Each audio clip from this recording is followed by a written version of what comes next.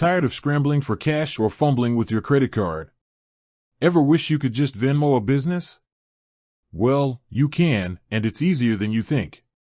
You might already be using Venmo to split a dinner check with friends, but what about paying for a coffee, a haircut, or that vintage t-shirt you just found?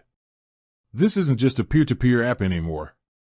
Venmo has become a powerful tool for businesses, and knowing how to use it can make your life a whole lot simpler.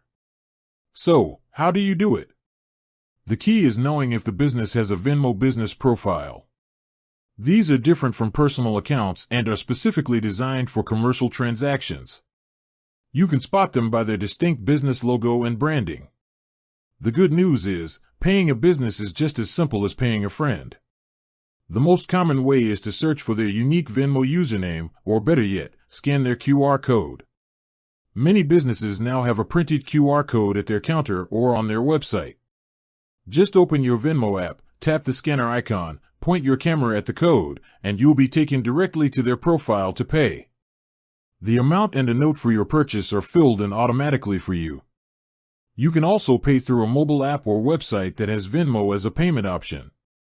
Just select Pay with Venmo at checkout, and the app will handle the rest. Another important thing to remember is that when you pay a business, you're not just sending a payment, you're making a purchase. This means the transaction is protected by Venmo's Purchase Protection Program, which offers an extra layer of security. This also means you don't have to worry about accidentally tagging your payment as a goods and services purchase, because the business profile automatically takes care of that. In a nutshell, paying a business with Venmo is fast, secure, and lets you tap into the convenience you already love.